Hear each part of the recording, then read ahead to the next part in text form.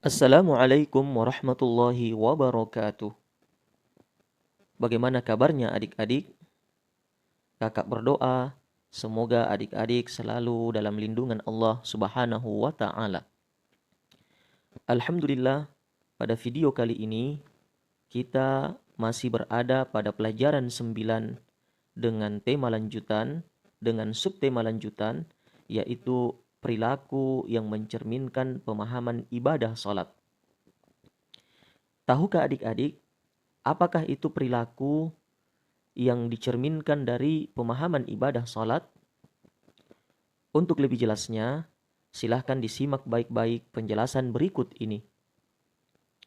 Adapun perilaku yang pertama, yaitu dapat melahirkan kebajikan terhadap sesama. Di antaranya, dapat melatih kekompakan. Salat fardu lebih baik dikerjakan secara berjamaah karena lebih utama dan pahalanya lebih banyak. Pada salat berjamaah akan terlihat kompak. Seorang imam sebelum memulai salat selalu memperhatikan kesiapan makmumnya. Saf-saf harus disusun secara rapi, lurus, dan rapat di antara para makmum. Selanjutnya, imam memulai salat dan diikuti oleh makmumnya hingga selesai. Gerakan salat imam dan makmum selalu dalam keadaan kompak. Kekompakan salat tersebut dapat dijadikan sebagai teladan. Misalnya, kekompakan dalam bekerja sama atau kerja bakti. Kerja bakti membersihkan sekolah. Ketika waktu kerja bakti tiba, maka tak seorang pun yang duduk-duduk santai, mengobrol dan berdiam diri. Tidak boleh ada sebahagian anak yang bekerja bakti, tetapi sebahagian yang lainnya bermalas-malasan.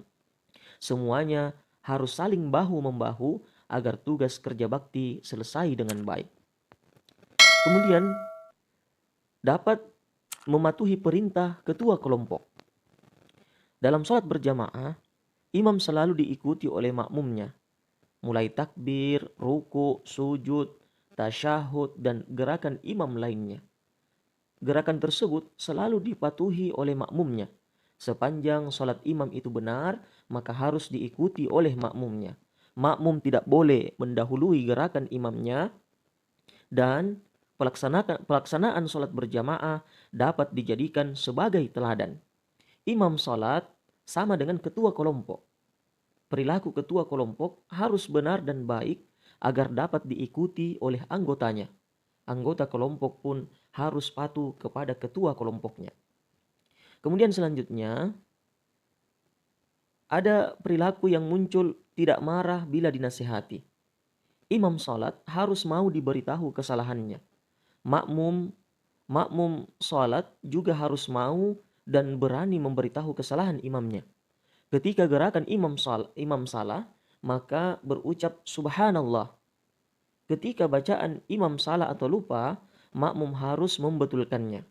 Semua tindakan dalam hal ini imam dan makmum tersebut hanya untuk kebenaran dan keikhlasan karena Allah semata.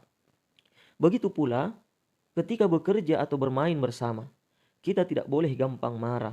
Kita harus saling menasehati dan semua itu dilakukan untuk kebenaran dan karena Allah semata.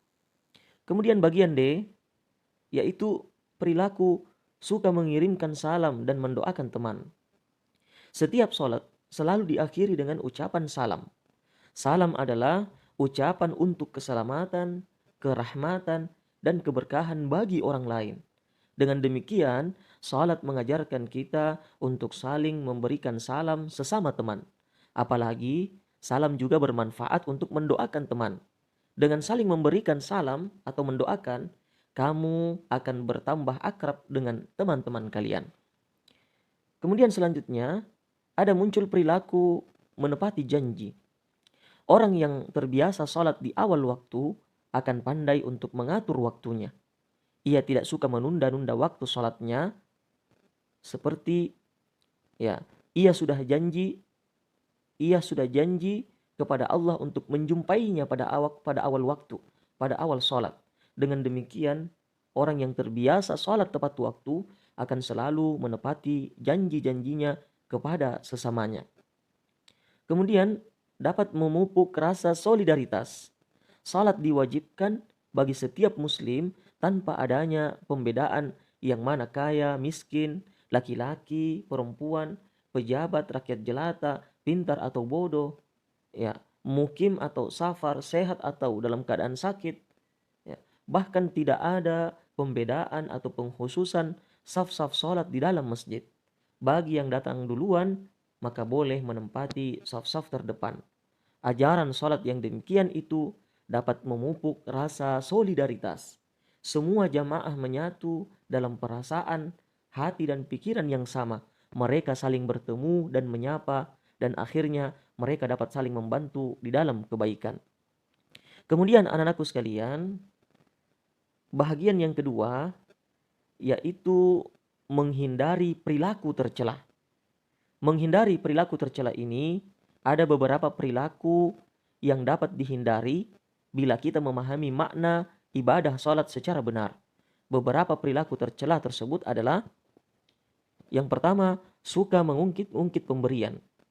Sholat yang khusyuk senantiasa mengajarkan keikhlasan, yaitu semua amal hanya untuk Allah.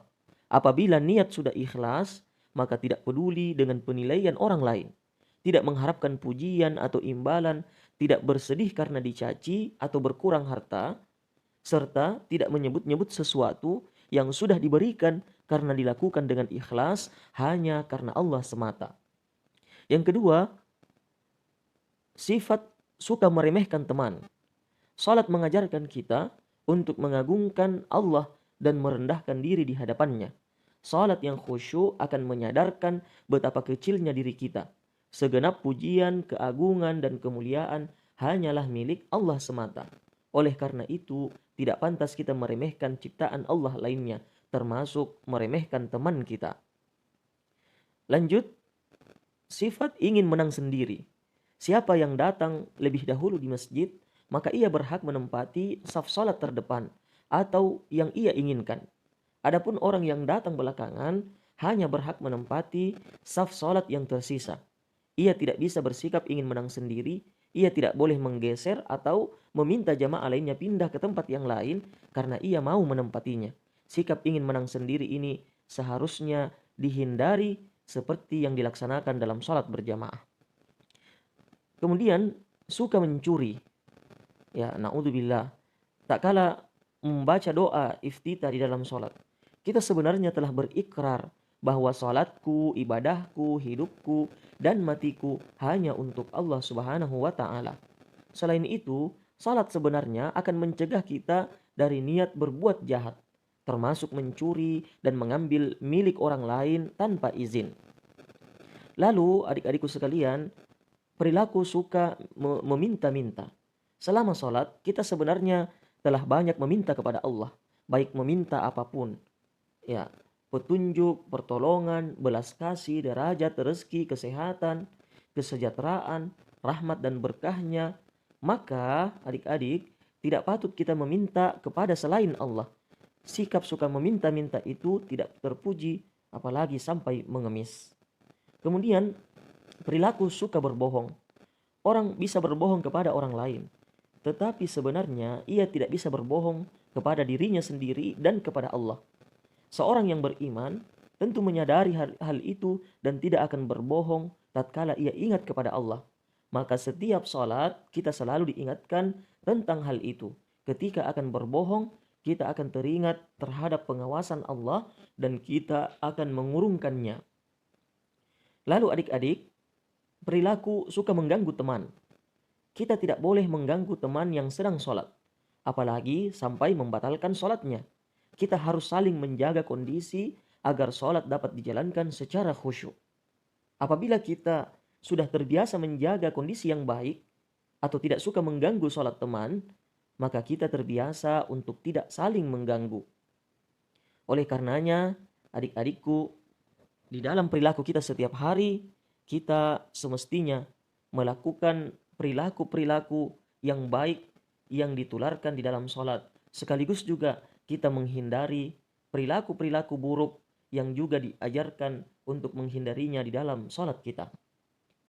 Kemudian selanjutnya, pengalaman sholat di masjid. Selain di rumah, kamu dapat melakukan sholat di masjid. Orang yang senantiasa sholat di masjid akan mendapatkan keutamaan dari Allah Subhanahu wa Ta'ala.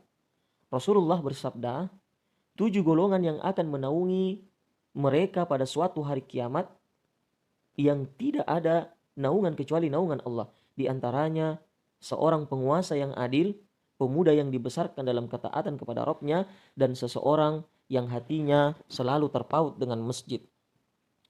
Salat wajib, subuh, zuhur, asar, maghrib, dan isya sebaiknya dilakukan secara berjamaah karena berjamaah lebih utama daripada salat sendirian. Rasulullah bersabda, salat berjamaah itu lebih utama daripada salat sendirian, sebanyak 27 derajat.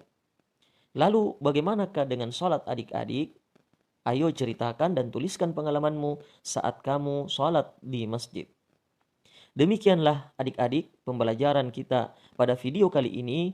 Silahkan adik-adik untuk mencermati, menghayati, dan memahami hal-hal yang baik dalam video ini untuk senantiasa melakukan kebaikan sebagaimana yang diajarkan dalam sholat, sekaligus juga menghindarkan hal-hal yang buruk yang juga diajarkan dalam sholat untuk menghindarinya, sekaligus mengutamakan diri kita untuk melaksanakan sholat berjamaah dan khususnya laki-laki sholat berjamaah di masjid. Demikian dan terima kasih karena telah menonton video ini, dan kakak ucapkan akhirul kalam, wallahul musta'an, wassalamualaikum warahmatullahi wabarakatuh.